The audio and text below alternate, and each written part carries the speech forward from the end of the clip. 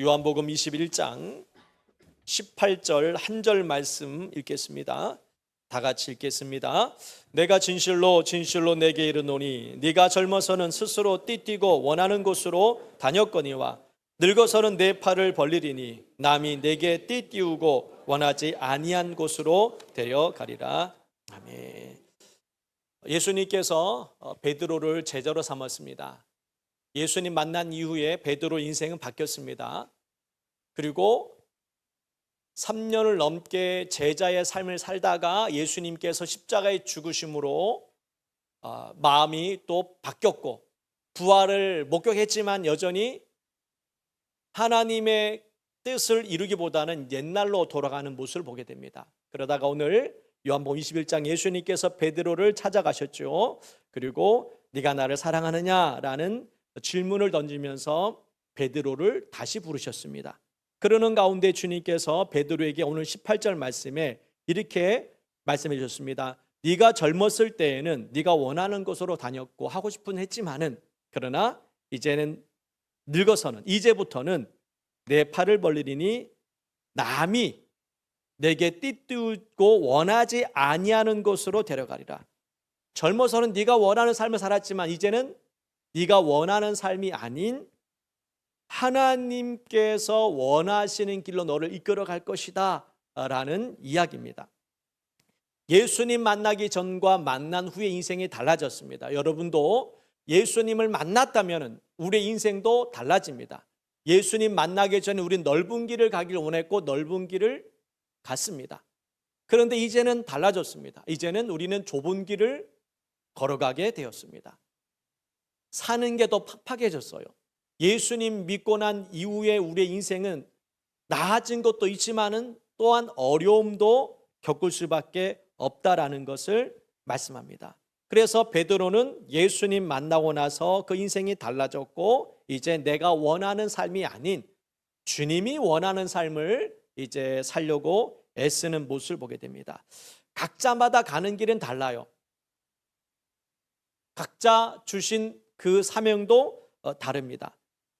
그런데 우리가 기억해야 될 것은 내가 원하는 길을 가는 것은 조심해야 된다는 겁니다. 우리가 예수 믿고 구원받았다면 이제는 내가 원하는 삶을 사는 것이 아니라 따라합니다. 주님이 원하는 삶을 살아야 된다. 그것이 우리가 사는 길입니다. 물고기가 물속 안에서만 자유함을 누릴 수 있듯이 우리는 예수 안에 있을 때만 자유함을 누릴 수가 있는 겁니다.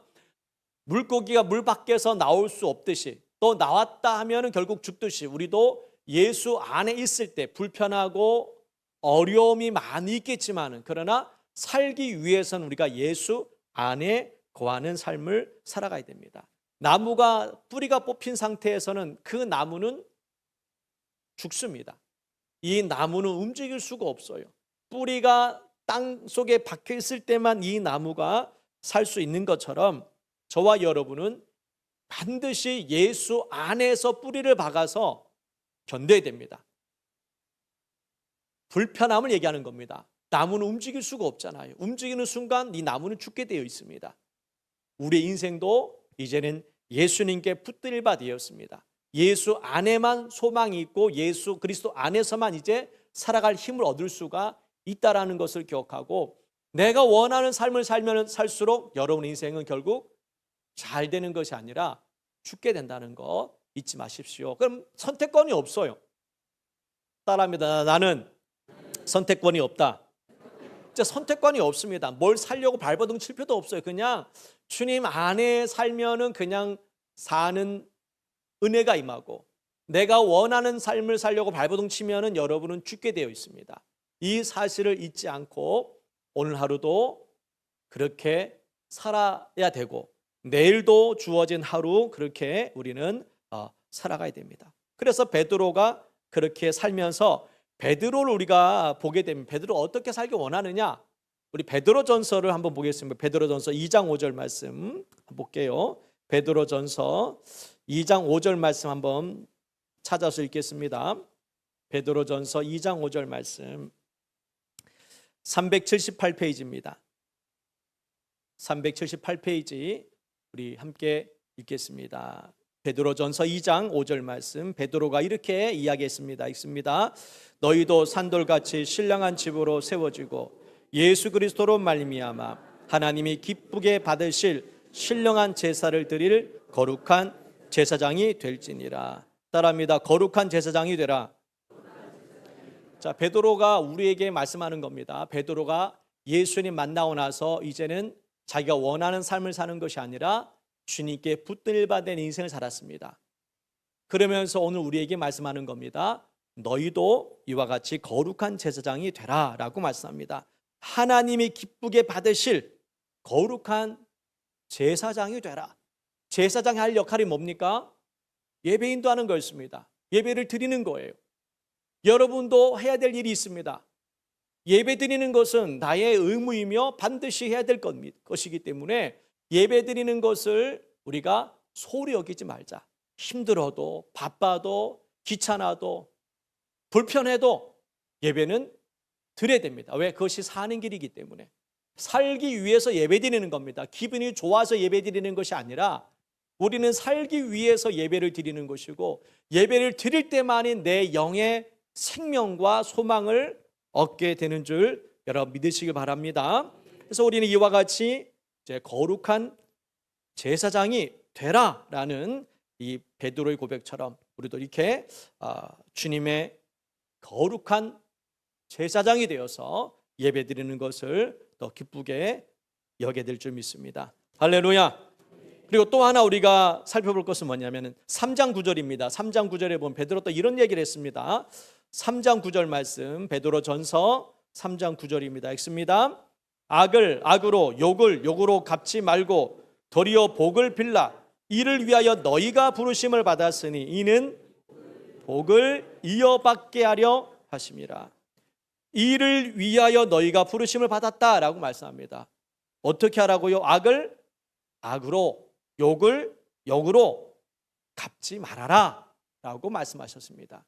하나님의 거룩한 제사장으로서, 하나님께 부름받은 주님의 일꾼으로서 우리가 할 일은 남이 나를 욕할 때에 똑같이 욕을 하는 게 아닙니다. 우리는 악을 악으로, 욕을 욕으로 갚는 사람이 아닙니다. 오히려 뭐라고요? 복을 빌어라 라는 겁니다. 축복해 주는 겁니다.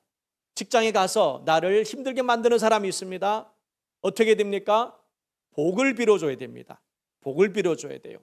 그리고 친구들끼리 다툼이 벌어졌을 때 싸우는 것이 아니라 우리는 그 사람을 위해서 기도해 줘야 됩니다.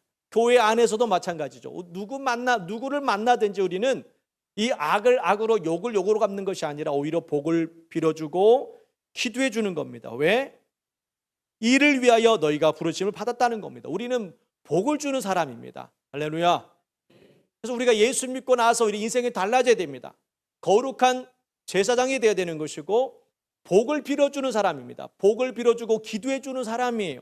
이것이 우리의 사명이고 우리가 해야 될 일입니다. 이걸 실천하셔야 됩니다. 그냥 가만히 있고 듣는 것이 아니라 이제 내일 직장에 내일은 쉬시는구나. 네, 이제 월요일도 쉬는구나. 자, 화요일 날 직장 가게 되면은 나를 좀 이렇게 힘들게 만드는 사람이 있습니까? 그러면은 축복받을 놈이라고 이렇게 이야기를 해주시고, 저 영혼 주님 구원해 달라고, 몰라서 저 짓을 하고 있습니다. 그 구원해 달라고 기도해 주신 것이 우리의 사명이고, 그렇게 우리가 부르심을 받았대요. 그 이유를 또 왜 그렇게 해야 되느냐? 그 이유가 있습니다. 이는 복을 이어받게 하려 하심이라. 내가 그 사람을 축복할 때 나에게 뭐가 임한다고요? 축복이 임하는 겁니다. 그래서 축복하라고 말씀하는 겁니다. 그 사람을 위해서 기도해 줘야 됩니다. 나를 시험 들게 만들고 힘들게 만들었던 사람을 위해서 기도해 줘야 됩니다. 왜? 내가 그 기도에 할 때 내 기도가 응답받을 수 있기 때문에.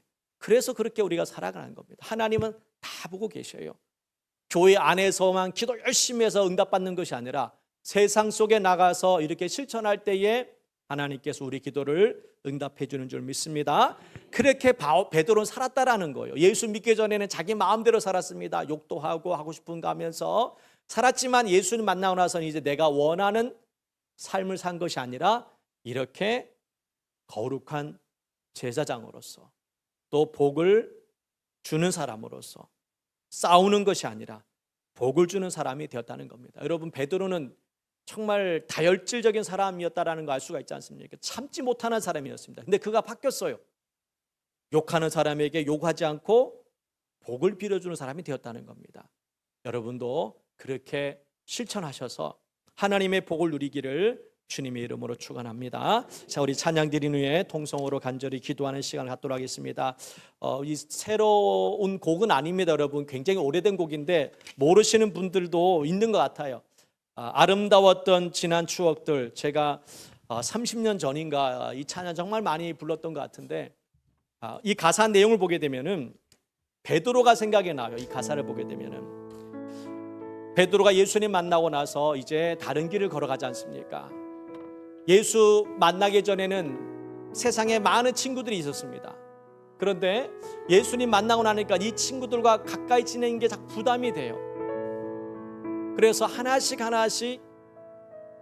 떨어져 나가든지 내가 떠날 수밖에 없는 그런 상황들이 생깁니다. 또한 믿음의 사람이지만은 또 주님의 일들을 하다 보면은 떨어질 수밖에 없는 그런 사람도 있습니다. 이 찬양 가서 보면은 이런 얘기가 나옵니다. 아름다웠던 지난 추억들, 사랑했던 많은 친구들, 멀고도 험한 고난의 길을 나 이제 말없이 주님이 위하여 떠나야 되는 그러한 상황들, 주님 때문에 헤어져야 할 수밖에 없는 그러한 상황들, 그러한 사람들이 있을 수 있습니다. 그것 때문에 여러분 외로워하지 마시고 두려워하지 마시고 하나님께서 나의 친구가 되어주실 줄 믿습니다. 우리 찬양 드린 후에 말씀 생각하며 기도합니다.